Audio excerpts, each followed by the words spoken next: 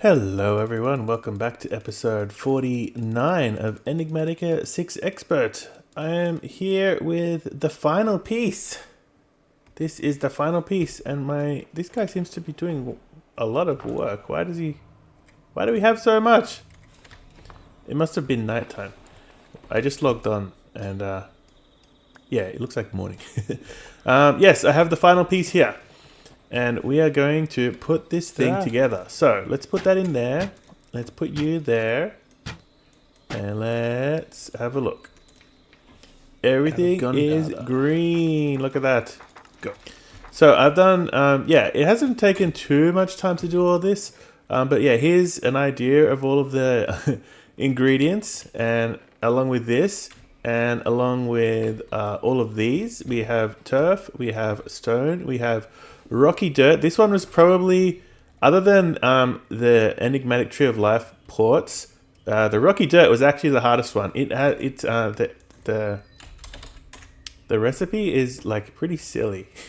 It's 4 pieces of dirt for 1 rocky dirt, and then the only way to make dirt is in a metallurgic infuser. You put sand in with biofuel, and so I had to make I had to set that up. So over here, I put melons in here. So now we're making melons with the phytogenic insulator. And then over here, we are turning it into melon slices. And then up here, I have, yeah, a metallurgic infuser taking the, so we're crushing the melon slices into biofuel. And then we're using a metallurgic infuser with upgrades and everything to make it faster, turning it into dirt. So we have quite a lot of dirt, probably more than we actually need now. But yeah, I had to add upgrades to these to speed it up, and upgrades to this to speed it up. And yeah, we don't have any gravel because this thing is too fast. And maybe I didn't need 256 stacks, but anyway, that's where we're at. So I think we're all ready to go. We have the hole here, and yeah, I can. The hole is huge. I can easily fly around it. And this is not even the full size. This is just the roots. When the tree is actually built, it goes up there and it goes like out, and it comes like all the way out here, even past where the roots go. So apparently this thing is good for 27,000 blocks, which I don't know if that is actually going to be enough. I think it's going to be more than 20,000 blocks. There's like 5,000, 2, 6, 7. Yeah, I think there's easily more than 20,000, 27,000 blocks altogether.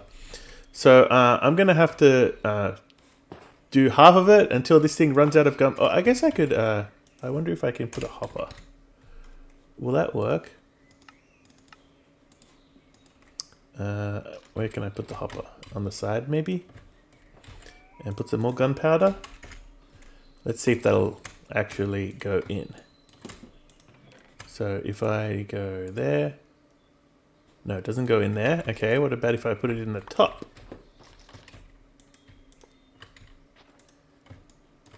And if I take it out, will it go in? No, see, I don't know how to get more gunpowder in. Can you put more, something other than gunpowder in there? Oh no! Oh boy. Oh, that was dumb.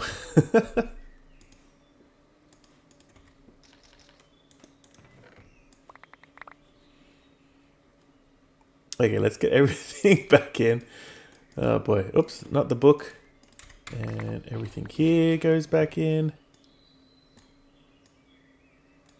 And you, not the bed. Anything else? No, okay. Let's make sure. Oh boy.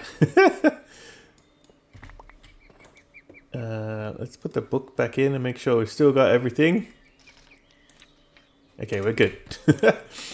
Alright, so let's just do it then. I don't think there's a way to get gunpowder in here. I don't know if there's something else we can put in. Like, can you turn gunpowder into like blocks of gunpowder? Is that going to work? I don't know if it will accept that. No, it doesn't seem to accept it. Okay, never mind. I might have to come back and refill it up when it's halfway done. But yeah, let's get this thing going. And did I put the... Yeah, I put the extra chests in there. We don't need those there. Okay. Yeah, let's get this going. And then I tried to install like replay mod so that we can watch this, because this thing is going to take hours and hours. Maybe I'm going to leave it overnight basically and let it run. And I'm going to try and record it using my F6 mode, like, you know, just up here in the air, try and watch it. But yeah, I wanted to get replay mod, but it didn't seem to work with Forge. And anyway, we'll see how we go. If the recording fails, then we'll just be back instantly and it'll be done. But hopefully we get at least something out of it. So let's make sure we got everything right here. Replace solid with any is fine. Okay, yeah, I think that's fine. All right, let's go. Huh! So it's searching because the actual bounding box is really big, but let's hope it starts. Yeah, there it goes. All right. This is going to take an extremely long time. Multiple hours.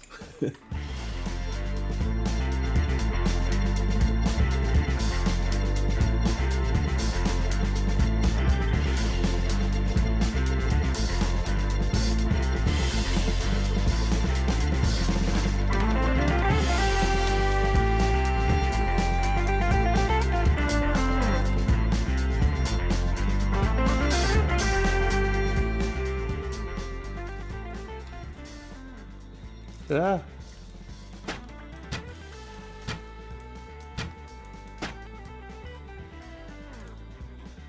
Out of gunpowder. Go.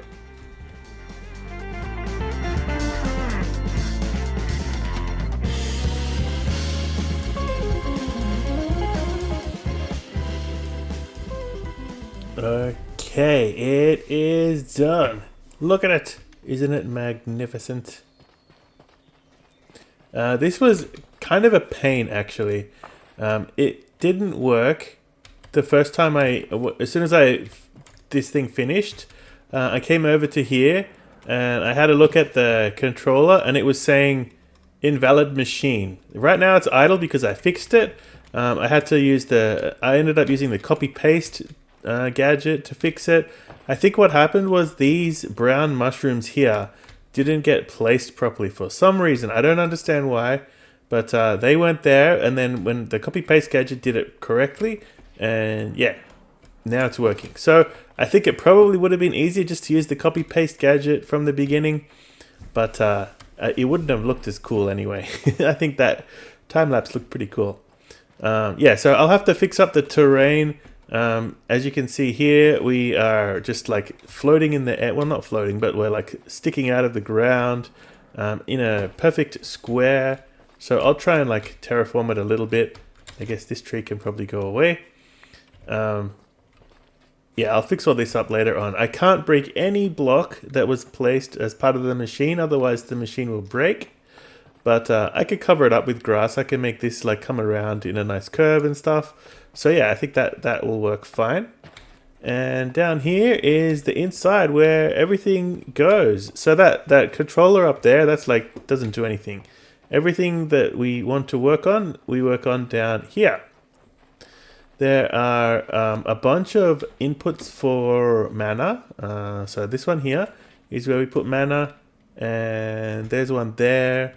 And then I think there's one over here. One over there. And then there's a bunch of fluid inputs. So I think there's 6 in total. There's this one, that one, those 2 over there. And then 2 more somewhere else. Over there, there's 2 more there.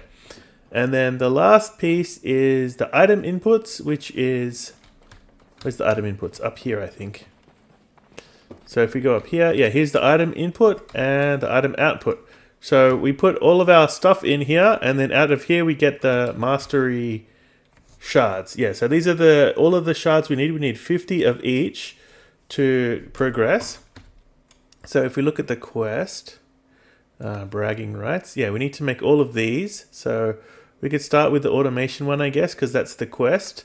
And yeah, you make 50 of the shards, and the shards are like these insane ingredients. We need 64 patterns for 1 shard, so 64 times 5. We need I mean, times 50, we need 50 stacks of patterns. Yeah, and then 8 mechanical arms and 8 content observers. And so most of these things I'll be able to make pretty easily. Like I could make 50 stacks of patterns probably without even trying. So let's do pattern. And we can do, what's 50 stacks? 3,200. Okay, we need more glass. But yeah, you know what I mean. I could do all this stuff pretty easily. I mean, not pretty easily. It'll be kind of a pain.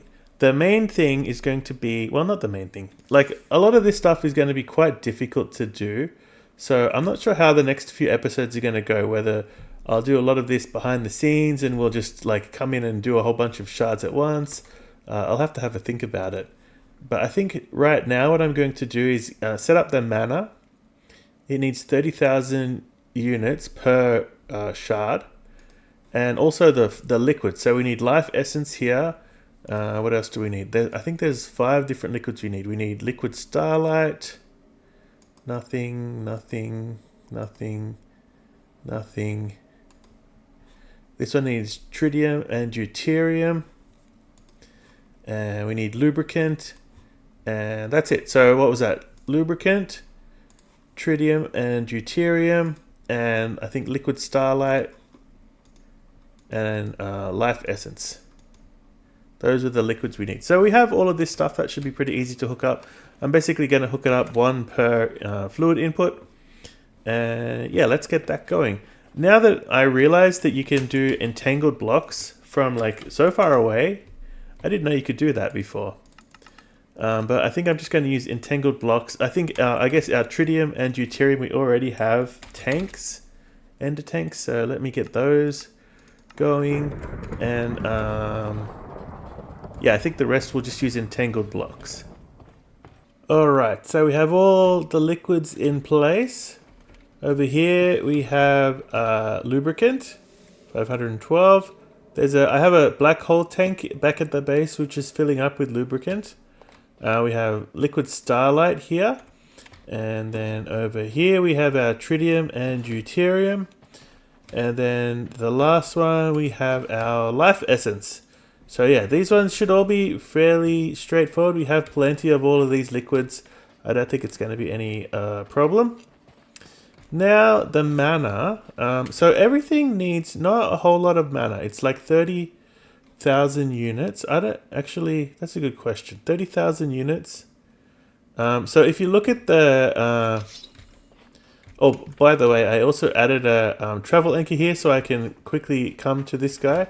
I still haven't quite figured out my directions yet. Over here somewhere is home. There it is over there. When I zoom in, it disappears, but there's home. So I kind of have to get my bearings when I'm down there because it's kind of hard to see. But yeah, anyway, if you look over here, these guys need 4 million mana each. So 100... each one of these takes 1 million, and it's already got 74,000. So I think 30,000 is actually not that much, and I might set up basically the same thing here with open crate onto a Goro Malice and mana spreader spreading into the mana input port. The only question is, can I read this to figure out how much it has in it? Because with this guy, I shut it off when the tank down here is full. But maybe I need to do it when the mana port is full. That's going to be a challenge. But let me try this. I'll set up one, and then we'll see how we go. I've also started doing some terraforming of the land. That's still a little bit too straight, I think. But over here, I think it will look good once the grass grows. I mean, at least it'll look respectable. Let me get one of these mana guys going and we'll see how we go. I think I'm going to have to put the... See, putting stuff in here is kind of tricky, right? You have to be very careful where you place blocks because if I place a block here and this turns into dirt, that'll break the whole machine. So I have to be careful where I put my stuff. I could put it here, but then that's kind of ugly. I do kind of want to put it underneath. But I didn't leave any space down here. I'm going to have to dig it all out. Oh, there's one of those tetra thingies. Yeah, so I'm going to have to like dig down and underneath in a way that doesn't break the machine. I guess technically I could take a vivid grass, rocky dirt, and then this is regular stuff. I can clear this out without worrying about anything. So if I do this, and then I put the vivid grass back and the rocky dirt back, I should be able to like come down here and go up there, and then that shouldn't have broken the machine. No, okay, the machine's still valid. Okay, good. So let me dig out a hole down there, and that's where I'm going to put our mana, like the controlling infrastructure. How do I get back down again? Oh, I could just do that. Okay, I've got this set up like this. I think this will be easier because I think what I can do is some sparks. If I put a spark, that'll make a bunch anyway. And I think it's the recessive one. If I, so what I've got down underneath, where is it? Down here. Just the same setup as I have over at the stellar neutron activator. I have this sequencer outputting a signal with whatever the delay is, whatever that ends up being, I can't remember. And then, yeah, this one turns on and then that one turns off and they just alternate between them. And then I have the mana pool, a signal comparator so that it should turn off once the mana pool is full. And then I think all I have to do is get the spark, and I put the spark on top of this guy. So I think if I break that temporarily, and then I put the spark on top of it, I think you could do that, right? Right click. Oh, there we go. Put the spark on top, and then put this thing back, and then put a spark on there, and make it recessive. Where is it? Let's see. There. And then it should fill. Yeah, there we go. So it'll fill up this with mana, and yeah, it's going to put heaps and heaps in. So each craft only needs 30,000, and we should be able to handle that just with one. Actually, I don't think I need to do even more than one. So maybe that's enough. Just this one. Yeah, here's my where my food goes. I got the sandwich and the chicken sandwich. The same. Everything is the same as what I've done everywhere else. So there. This is nothing too complicated. Yeah, that will fill up pretty quick. And then, this will fill up. And then when we craft things, it'll take 30,000 out. So I think that's probably all we need to do with the mana. I'm not going to bother doing the other three. Even though I ended up making a bunch of Gaia. Oh, no. Okay, didn't finish crafting. Maybe the craft got broken somehow. Which way is home? This way. I think, yes. What happened to the craft? Oh, it got stuck on Terra Steel? What happened? Oh. You alright? You're making a noise there. What about if I take all the ammo out? Still making a noise. Okay, fine. What happened here? Sometimes you press the button and that makes it work. Yeah, I don't know what's going on with that. But then it'll be fine. It'll do like 50 crafts and nothing will happen and like nothing will break. Oh, well, anyway. Yeah, I don't actually need any of these Gaia mana spreaders now. But I think what I'm going to do is I have a bunch of preparation to do. I want to make sure we got, at least some of these recipes ready to go so that we can make some of these. Maybe we'll make this one first because that's the quest. Yeah, automation. And then culinary. And I think once we do this one, then these are all... yeah, these ones need the culinary one. So maybe we'll do this one next and then this one. And I don't know. I'm going to have to do some preparation and figure out what we're going to work on first. The other thing I wanted to do is over here, we have a few of these now. 6 antimatter pellets. And we're 2/3 of the way to our 7th one.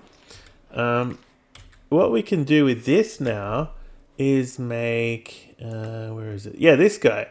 The gravitational modulating unit. This allows us to have creative flight with the mechanism suit.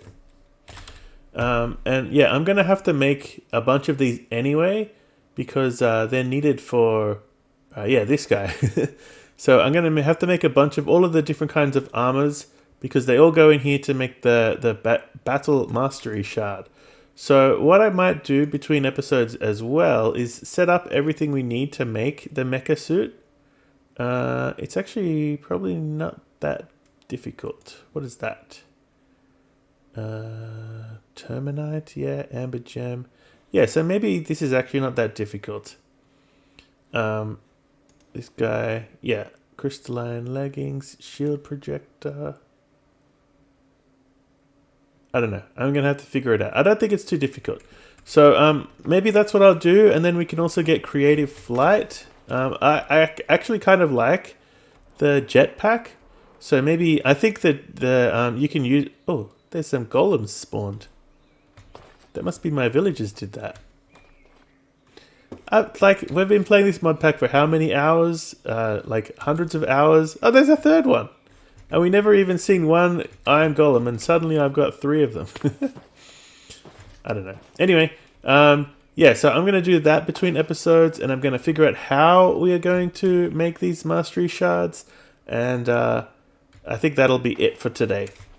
So we're a little bit short, we're a little bit fast, but thanks for watching, and I'll see you in the next one. Bye!